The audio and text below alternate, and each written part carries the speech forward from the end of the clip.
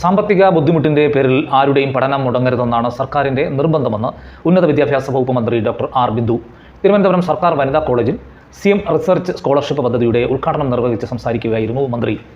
മറ്റ് സ്കോളർഷിപ്പുകളോ ഫെലോഷിപ്പുകളോ ലഭിക്കാത്ത സംസ്ഥാനത്തെ സർവകലാശാലകളിലോ ഉന്നത വിദ്യാഭ്യാസ സ്ഥാപനങ്ങളിലോ ഗവേഷണത്തിൽ ഏർപ്പെട്ടിരിക്കുന്ന വിദ്യാർത്ഥികൾക്ക് പ്രതിമാസം 10,000 രൂപ നിരക്കിൽ 3 വർഷം വരെ സ്കോളർഷിപ്പ് നൽകുന്ന പദ്ധതിയാണിത്. ഉന്നത വിദ്യാഭ്യാസ മേഖലയിൽ കേരളം കൈവരിച്ച മുന്നേറ്റങ്ങൾക്ക് ഗതിവേഗം പകരുന്നതിനൊപ്പം സംസ്ഥാനത്തെ ഒരു നവവൈജ്ഞാനിക സമൂഹമായി രൂപപ്പെടുത്തുകയാണ് സർക്കാരിൻ്റെ ലക്ഷ്യം.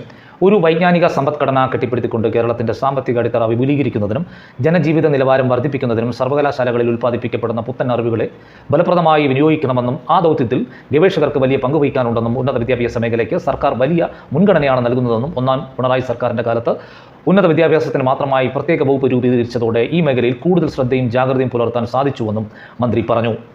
ഗവേഷകർ കണ്ടെത്തുന്ന പ്രശ്ന പരിഹാരങ്ങൾ നാടിന് ഉപകാരപ്പെടുന്ന രീതിയിലേക്ക് മാറേണ്ടതുണ്ട്.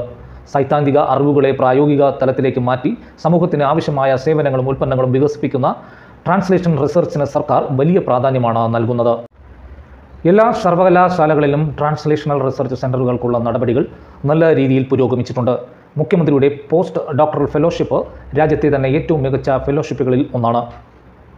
അർബുദ ചികിത്സയ്ക്കുള്ള മരുന്ന് ഗവേഷണം ഉൾപ്പെടെ നാടിന് പ്രയോജനകരമായ ഒട്ടേറെ പദ്ധതികൾ ഇതിൻ്റെ ഭാഗമായി നടക്കുന്നുണ്ടെന്നും മന്ത്രി പറഞ്ഞു. മറ്റു സ്കോളർഷിപ്പുകളോ ഫെലോഷിപ്പുകളോ ലഭിക്കാത്ത ഗവേഷകർക്ക് വലിയൊരു ആശ്വാസമായാണ് സിഎം റിസർച്ചർ സ്കോളർഷിപ്പ് പദ്ധതി നടപ്പിലാക്കുന്നത്. 2025 ജനുവരി സെഷനിൽ പ്രവേശനം നേടിയ ഗവേഷണ വിദ്യാർത്ഥികളെയാണ് ആദ്യഘട്ടത്തിൽ പരിഗണിച്ചിട്ടുള്ളത്. 143 പേർക്ക് പദ്ധതിയുടെ ഗുണം ലഭിക്കും. 2ാം വർഷവും 3ാം വർഷവും ഗവേഷണം തുടരുന്ന അർഹരായ വിദ്യാർത്ഥികളെ കൂടി ഈ പദ്ധതിയിലേക്ക് പരിഗണിക്കുന്നത് സർക്കാർ ആലോചനയിലുണ്ടെന്നും മന്ത്രി പറഞ്ഞു.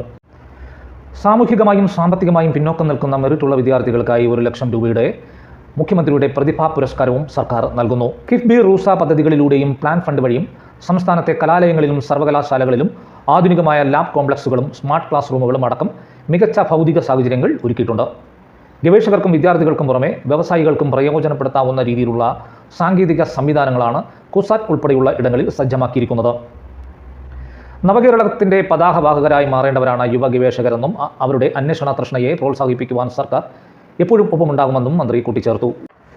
ചടങ്ങിൽ സംഗീത കോളേജുകളിലെ ജീവനക്കാരുടെ സേവന വ്യവസ്ഥകളെക്കുറിച്ചും കരിക്കുലം സിലബസ് എന്നിവയുടെ പരിഷ്കരണത്തെക്കുറിച്ചും തയ്യാറാക്കിയ report committee chairperson doctor K Omanakutty മന്ത്രി ഡോക്ടർ ആർ ബിന്ദുവിന് കൈമാറി. ശേഷം 143 ഗവേഷകർക്കുള്ള സ്കോളർഷിപ്പിൻ്റെ ആദ്യ ഗഡു വിതരണം ചെയ്തു.